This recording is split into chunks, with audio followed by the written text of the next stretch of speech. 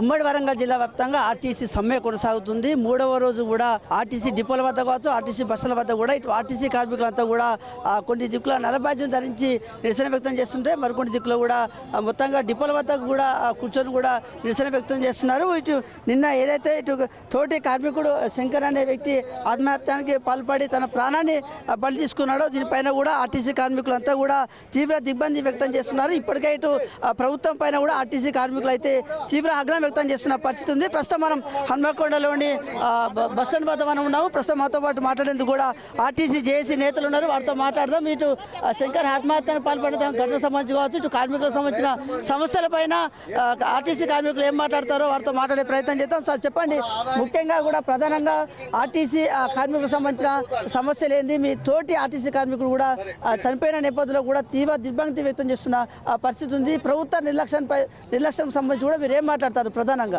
ఈరోజు నర్సంపేటలో జరిగిన సంఘటనను మేము తీవ్రంగా ఖండిస్తూ ఉన్నాం. ఇది ప్రభుత్వం మేనేజ్మెంటు హత్యగా మేము భావిస్తూ ఉన్నాం.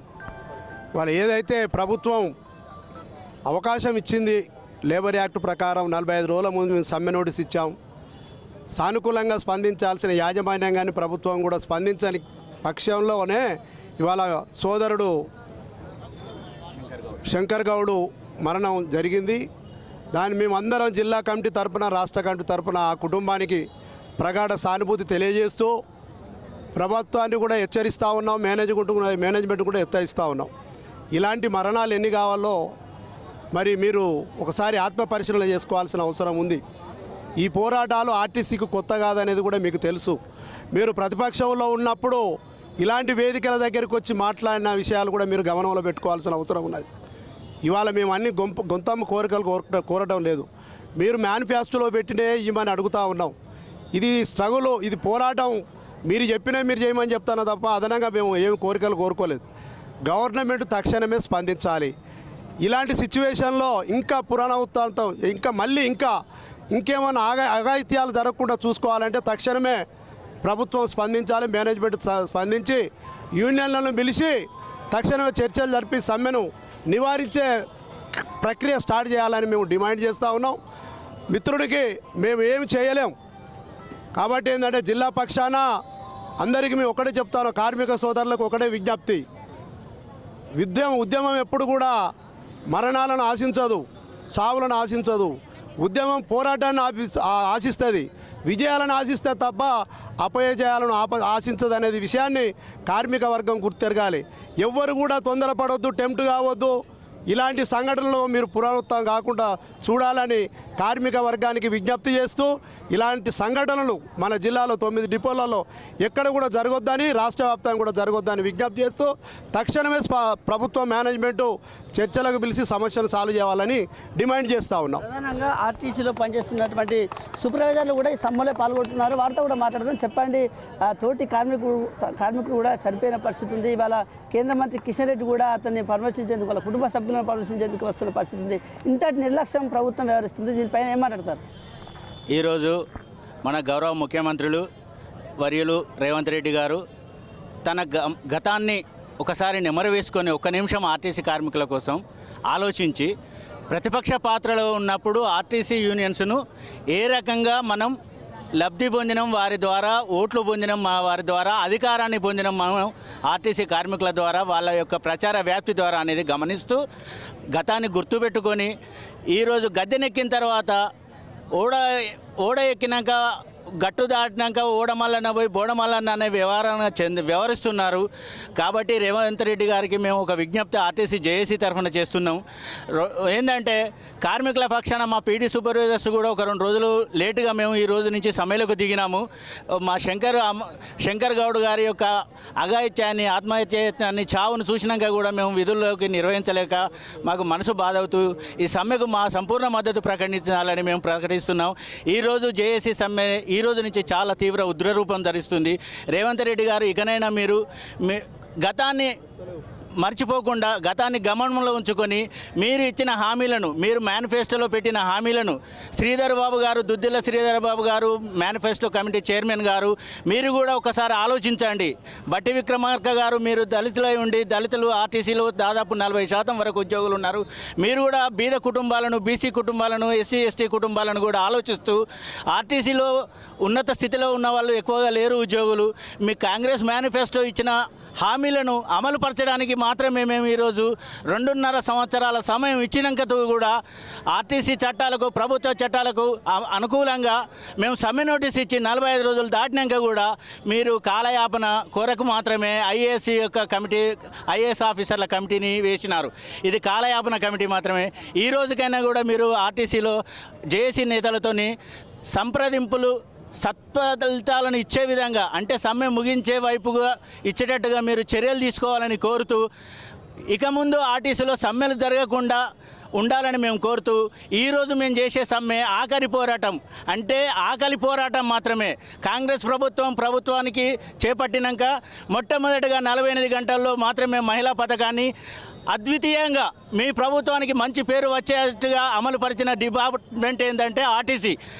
మీరు మొన్న చెప్పినారు 30వ తారీఖు గత మార్చిలో సభలు సమావేశాలు పెట్టి 10,000 కోట్ల రూపాయలు మహిళా ప్రయాణికుల ద్వారా, ఆర్టీసీ ద్వారా మహిళా ప్రయాణికులు ప్రభుత్వ నిర్ణయం వల్ల 10,000 కోట్లు ఆదా చేసినారని. మరి ఆ 10,000 కోట్లలో మీరు గుండె మీద చేయి వేసుకొని చెప్పండి. అంటే నేను రాజకీయాల గురించి మాట్లాడట్లేదు. అసెంబ్లీలో మీరు ఇతర నేతలకు ఇచ్చిన అంశాలను దృష్టిలో పెట్టుకొని మాత్రమే మేము మాట్లాడుతున్నాము. 10,000 కోట్లలో మీరు ప్రభుత్వం ద్వారా ఆర్టీసీకి ఎన్ని వేల కోట్లు చెల్లించినారు? మీరు చెల్లించిన బాకీ ఉన్న బకాయిలను చెల్లిస్తే ఆర్టీసీలో ఎన్నో అద్భుతాలు జరిగేది.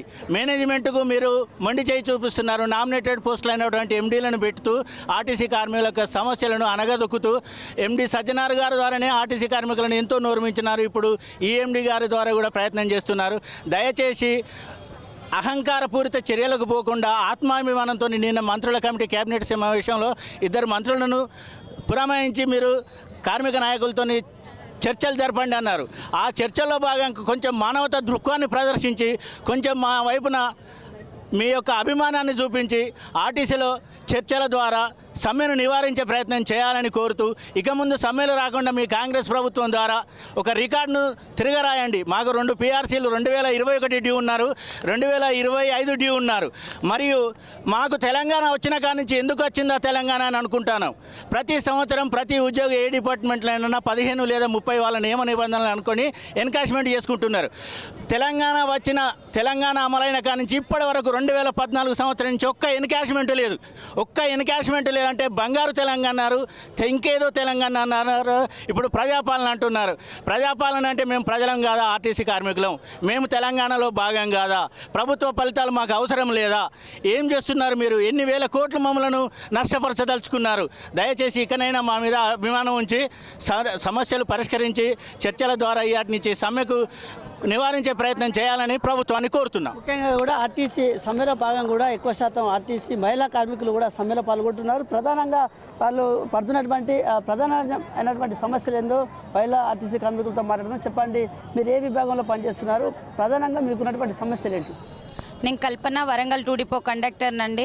మేము కండక్టర్గా ఎన్ని ఇబ్బందులు పడుతున్నామో ప్రతి ఒక్కరికి తెలుసు. ఎందుకంటే ప్రతి ఒక్క ప్యాసింజరు, మధ్యతరగతి, పేద ప్రతి ఒక్కరు బస్సు ఎక్కుతారండి. బస్సులో ఫస్ట్ చూసేది కండక్టర్ బాధ, డ్రైవర్ బాధలే చూస్తారు. మాకు ఏ సిచ్యువేషన్ తగ్గట్టుగా మేము ఏ పాత్రలో పోతే ఎట్లా మోల్ కావాలో, మేము ఏ బస్సు ఎక్కితే దానికి తగ్గట్టు అనుగుణంగా వర్క్ చేస్తామండి. కాకపోతే వర్క్ మేము ఎంత చేయడానికైనా రెడీ. ఎందుకంటే ప్రభుత్వం ఎన్ని స్కీములు పెట్టినా మేము దాన్ని సక్సెస్ చేయడానికే రెడీ అవుతాం. కానీ మాకు మీరు మేనిఫెస్టోలో పెట్టిన మా సమస్యల్ని వెంటనే పరిష్కరించండి. మాకు అపాయింట్మెంట్ ఇవ్వండి సార్. మాకు తెలంగాణ వచ్చిన తర్వాత మాకు అన్నీ మంచిగా వస్తాయి, నీళ్లు నియామకాలు అనుకున్నాం, రాలేదు. మేము టీఆర్ఎస్ హయాంలో కూడా 55 రోజులు సమ్మె చేసినాము. అప్పుడు 32 మంది కార్మికులను కోల్పోయినాము. ఇక కాంగ్రెస్ పార్టీ వస్తే అది అమ్మ పార్టీ, ఇంద్రమ్మ పార్టీ, అది అభయాస్తం పార్టీ. మాకు ఏ సమస్యలు ఉండవు, ఏ సమ్మెలు ఉండవు, ఏ ధర్నాలు ఉండవు.